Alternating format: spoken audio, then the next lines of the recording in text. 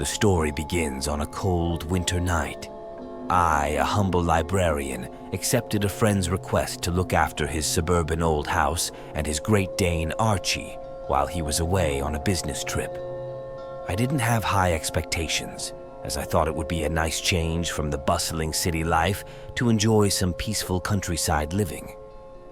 I packed a few books and essentials, ready to unwind over the weekend. My friend's house was an old building from the early 20th century, filled with a rich history and some eerie legends. I scoffed at these tales, being a person who only believes in what I see.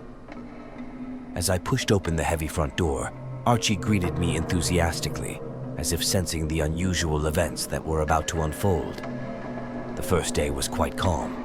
I was engrossed in my books and the occasional walks demanded by Archie, seemingly detached from the outside world. But as night fell, everything changed. I was awakened by a strange knocking sound. At first, I thought it was the wind playing tricks, but the knocking persisted, accompanied by a frantic rhythm that was hard to ignore. I went downstairs and peered out through the peephole, but saw nothing. With trepidation, I opened the door, only to be met by the cold night air and nothing else. Back inside, I tried to convince myself it was all in my imagination.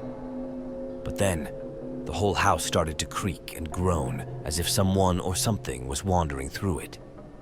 Thoughts of the old house's legends crossed my mind, sending a shiver down my spine. I attempted to call my friend for some explanation or comfort, but the line was filled with eerie silence and occasional static. I hung up and decided to check every corner of the house to ensure everything was secure. Archie seemed to sense the unease too, following closely behind me. I checked every door and window, all securely locked. As I approached the basement door, I hesitated. I could hear a low, incoherent murmuring coming from below. My fear peaked, but I knew I had to go down and face whatever was there, or the fear would haunt me forever. I slowly descended the stairs, clutching the sharpest knife I could find in the kitchen. The basement was dim and damp, with an indescribable odor lingering in the air. I turned on my flashlight, sweeping the beam across the space until it rested on a corner.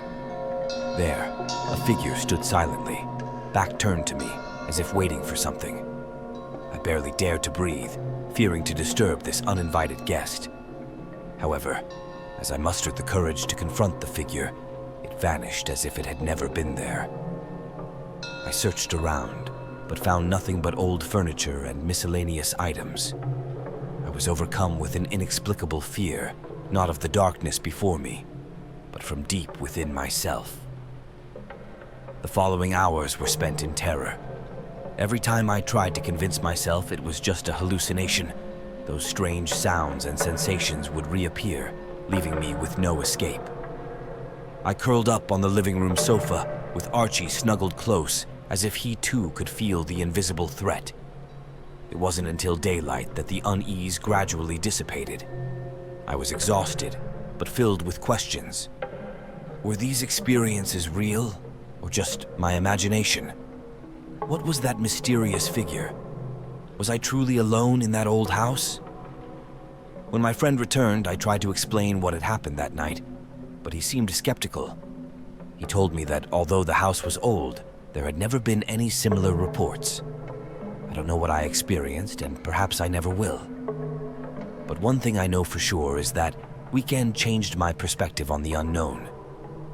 I began to believe that some things are beyond our understanding, and on that cold winter night, I might have truly encountered a part of it.